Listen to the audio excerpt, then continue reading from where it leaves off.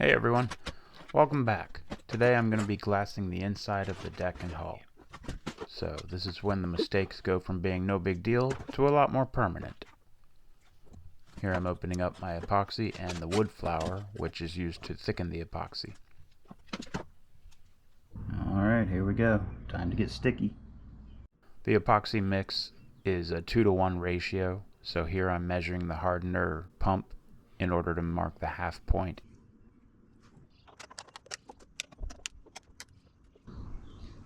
Now I'm clipping off and removing all the temporary stitches. It's a little nerve-wracking. CA glue is a lot more brittle than the epoxy. The epoxy is a lot stronger.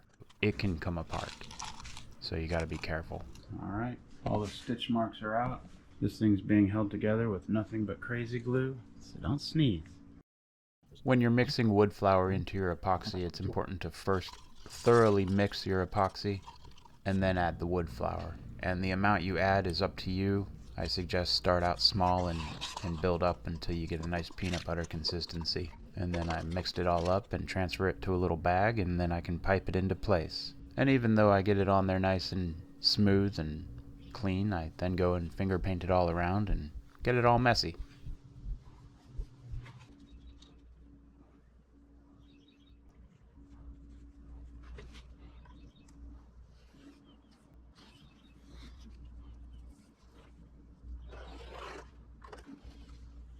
This step is called filleting.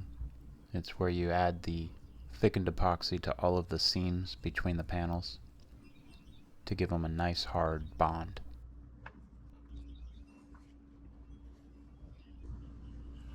People on the internet make this look so easy.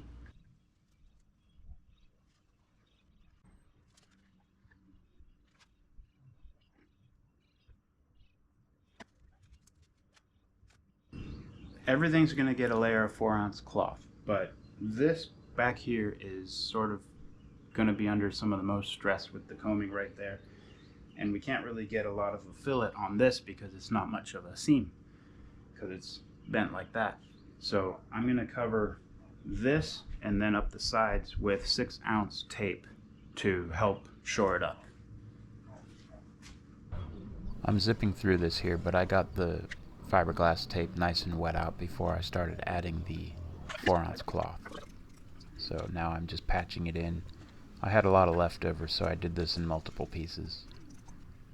It's not the prettiest, but being that it's the underside of the deck, it's not extremely critical.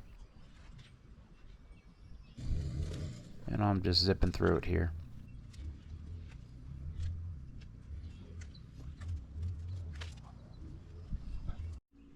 Alright, so the glass is set up nice and hard now. And it could be better, it could be worse. It's not the prettiest in the world, but it's set up. It's good to go. So we'll call it good enough for now. And next comes my favorite part. So here we go again. In case you missed it in the last build series, the razor blade is my favorite tool in the garage. I don't know if that means there's something wrong with me.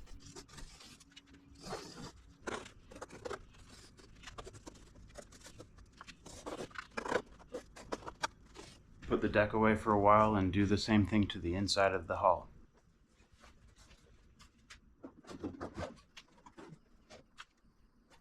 If what you're doing while you're working in the garage is too easy, there's lots of ways of making it a lot harder on yourself. It'd be kind of funny if the epoxy wasn't totally hardened and I just glued my deck to the old Kayak.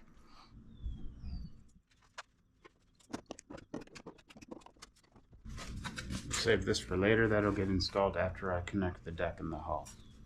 Now some people like to leave the bulkheads in when they do their glass and just permanently install them from the start, but I find it's easier for me to do the glassing and the inside seams when connecting the deck and hull and everything if I remove the bulkheads and install them after the boat is all in one piece.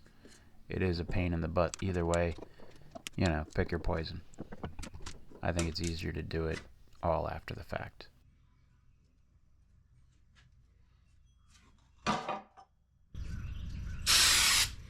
I'm adding a little more CA glue to these seams before I take off all of the stitches because I'm just a little paranoid that it's just going to go boom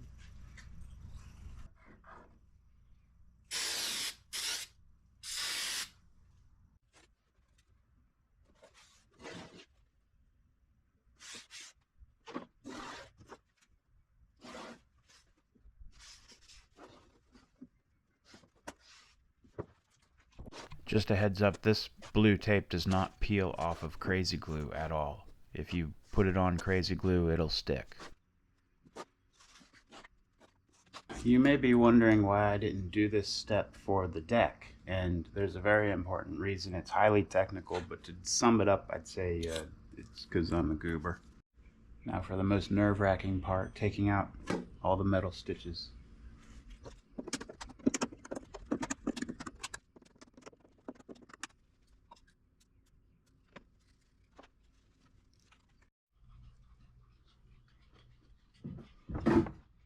Alright, now we'll get started filleting the inside seams of the hull.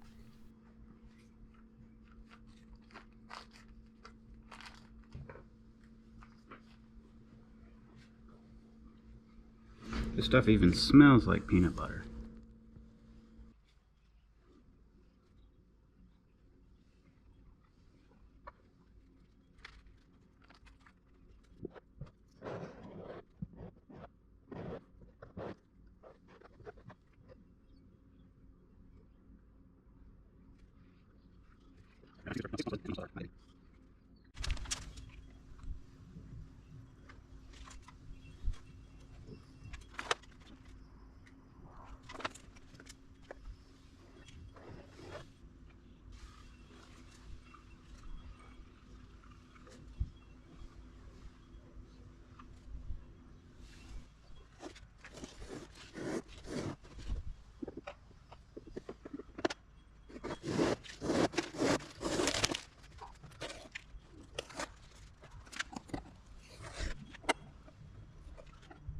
Using the tape helps to give your fillets a nice smooth edge, and then afterwards you can always go back and smudge it up with your fingers.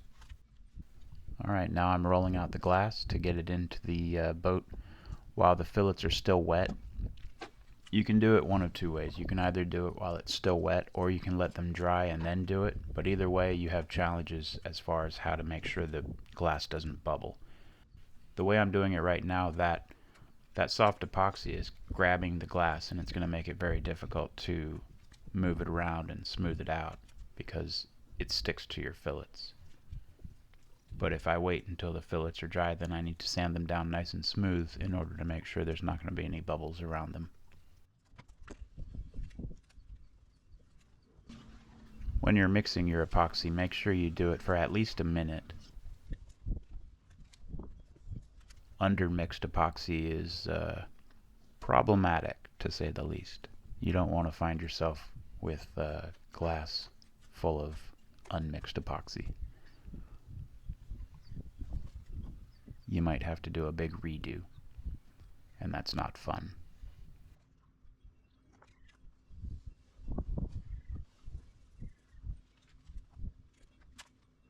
Alright. Could be better, could be worse. That's kind of where I like it, you know? Sort of how I roll. I didn't go all the way up into the ends because I'm going to patch that in separately, because that much cloth all trying to get in there doesn't work. It just bunches up. So that'll get done separately. I'm going to come in and give it another layer in the cockpit area, and it'll cover the joint, the puzzle joints. And that'll give it just a little bit more strength in this area. But this is a passing grade for me. It is what it is. Well, hey, if you made it this far, thank you again for watching. Go ahead and hit that subscribe button if you think I deserve it. And if you're interested in building this boat, there's a link in the description. Later.